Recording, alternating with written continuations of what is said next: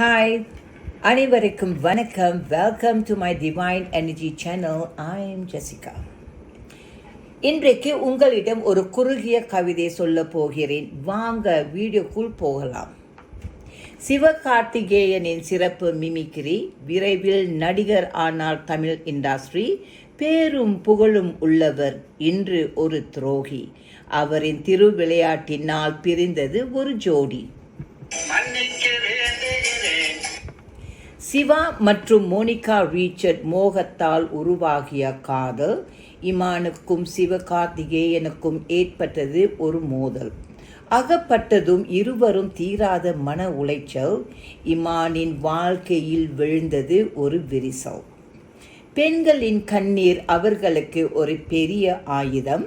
சிவகார்த்திகேயனால் இமானின் குடும்பத்திற்கு நடந்த ஒரு அநியாயம். கூடவே இருந்து குழி பறிப்பது சிவகார்த்திகேயன் செய்தது பெரிய துரோகம்.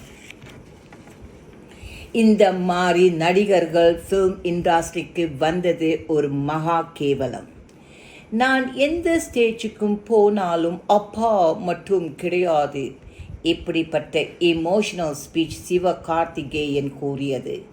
மீடியா முன்னால் பலமுறை அப்பாவை நினைத்து அழுதது.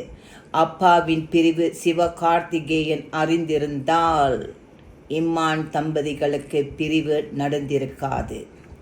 சிவகார்த்திகேயன், அனிருத் மற்றும் தனுஷ் இந்த மூவேந்தர்கள் SAD கூத்தும் குமாலமும் சக்கப்போடு போட்டவர்கள். பல பெண்களின் மேல் மோகம் கொண்டவர்கள். சம்பாத்திய பணம் பத்தும் செய்யும் என்று நினைத்து மதுவும் மாதுவும் அடிமைக்கு உள்ளானார்கள். பார்ப்பது அனிருத் ஒரு துரும்பு. லிப் லாக் கீஸ் பாருங்க, இந்த எறும்பு மீறிய வரும்பு. சிரித்தே கழுத்தறுப்பார் அணையின் குறும்பு. நான் ஒரு மன்மதன் என்று நினைப்பு. தனுஷ் பாடிய கொலைவெறி. அர்த்தமில்லாத இந்த பாட்டின் வரி. என்னம்மா இப்படி பண்றீங்களேம்மா, லட்சுமி ராமகிருஷ்ணனின் கேள்விக்குறி. சிவகார்த்திகேயனுக்கு ஒரு பதிலடி. ஹிந்தி படம் பார்த்திருப்பீர்கள், த 3 Idiots. இப்போது பாருங்கள், SAD.